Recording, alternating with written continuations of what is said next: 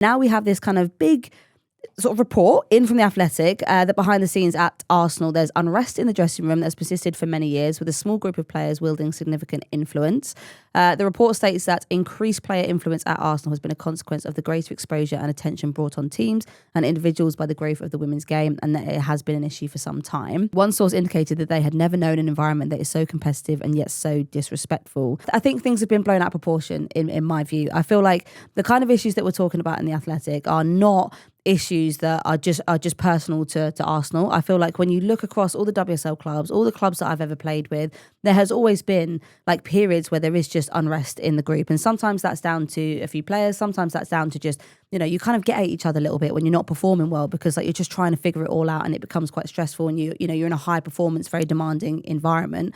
I think when you're talking about like some of the players having cultural sway, that happens across all clubs. There are always bigger personalities. There are legends who have been in the club for years and years who kind of have more presence in those dressing rooms. I think for Arsenal, there have been issues for a number of seasons, and under Eidevall, I think perhaps the relationship broke down a little bit between players and coach at times. And, then Renee came in and mid-season has to handle this. Suddenly they're on this great run. Suddenly they're getting to the Champions League final. And sometimes things are difficult to address when the train is moving, if you like. But as you say, I don't think it's something that's necessarily unique to Arsenal.